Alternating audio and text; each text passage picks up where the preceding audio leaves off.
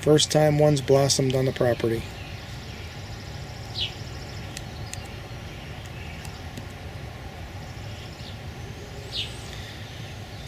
That's the tag for the other one. I can't find the tag for this one that's blossoming. That's the sister. I'll take you for a walk along my black raspberry trellises.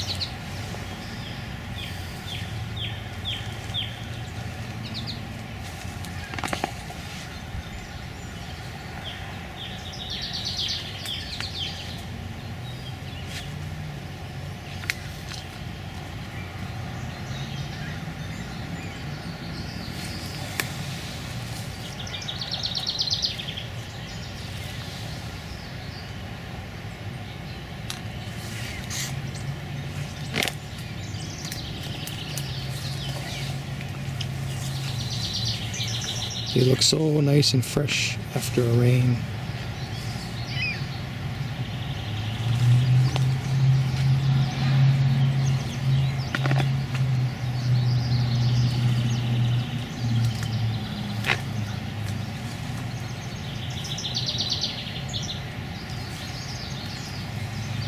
This is the last one. These are shorts. I should probably spread those canes out a little bit, tie them off. There, all tied off, nicely separated. Give them a little air. All right, that's worth the picture right there. Stanley plum, black ice plum, Gala apple. I bent that branch down and I tied it to a brick, so now it's kind of angled down, and that mimics what they do when they get old. They bend their branches down like that, and that's like a signal to fruit, and it's working. This is a crab apple. This is another crab apple right here.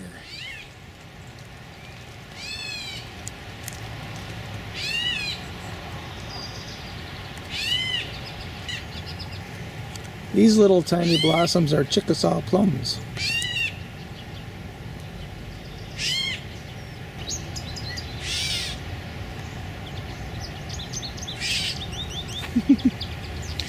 That's a catbird right there.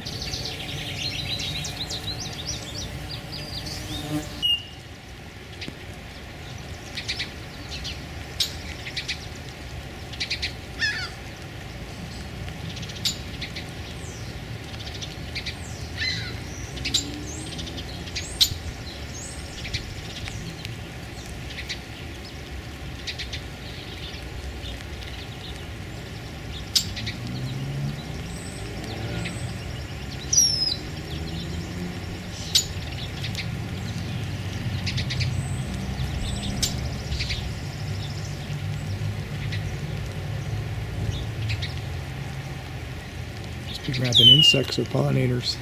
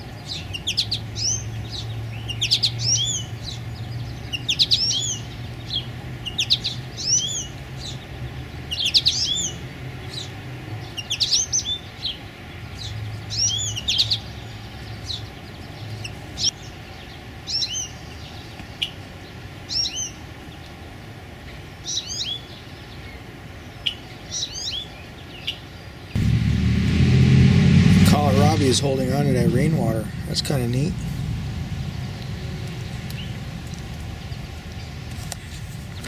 Oh, we have some choke cherry blossoms opening. Look at that. That's nice. Now these are different than choke berries.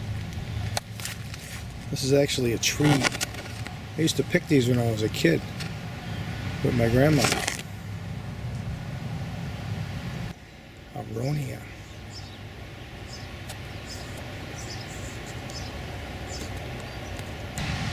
Tropical burdock leaves. Aronia in the buffering corridor is blossoming.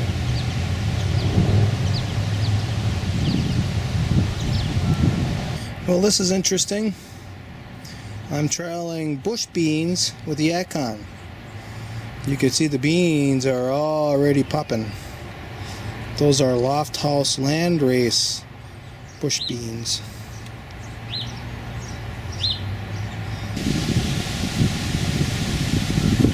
A gaggle of geese.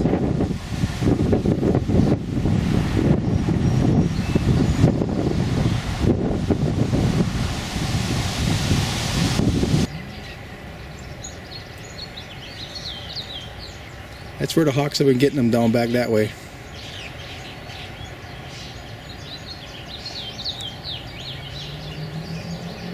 That's a pig.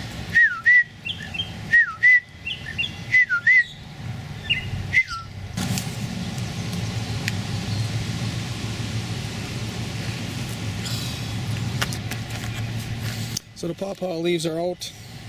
Look at that.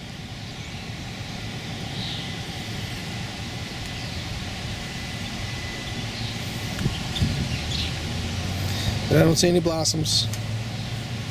The barley really coming up fast. Look at that. So this little circle bed is, oh, there's one of the beans. This little circle bed is intensely, oh, there's more, look at. Nice beans. Those are Joseph Lofthouse landrace beans. But this is intensely planted. All this barley, all these beans, there's another one.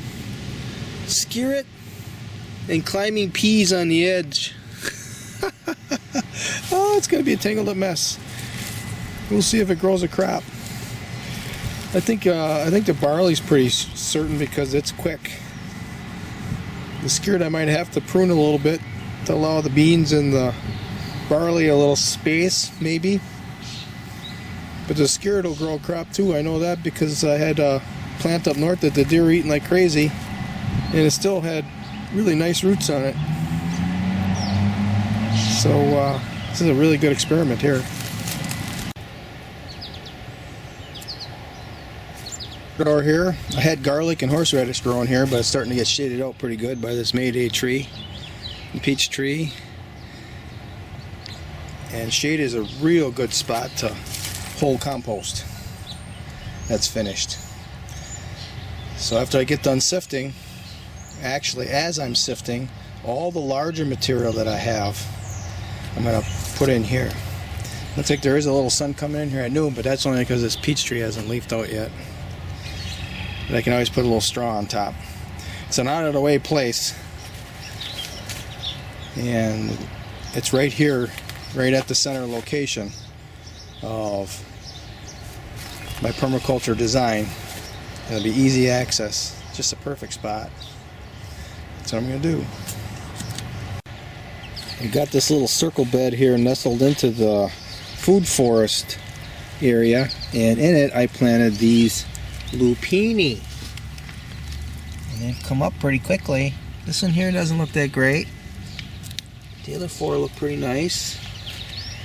We've got rhubarb dropping pollen. Look at the pollen on there. Look at that. I never saw that before. Never noticed it, at least. But this lupini, it's an experiment. I planted some up north too, but this is it right here. And here you can pause here, you can read this, pause the video and read it. It's kind of interesting. And here's technical information. But I like these seeds. Let me get some of these seeds out of here.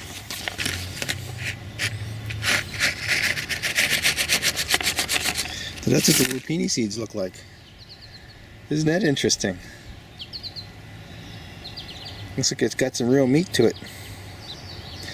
I'm going to ferment them. It says here you got to prolong soaking, but I'm going to ferment them. Fermenting takes out 95% of the lectins. if you ferment for 72 hours. Lacto-ferment. Yeah. Okay. I pulled this parsnip out of the garden for breakfast. There's a couple of points I can make with this. First of all, when it starts to make its seed head, they get really very hard. They're unpalatable. And I don't think it's quite starting, but it's getting close. I can feel it in here. Right here.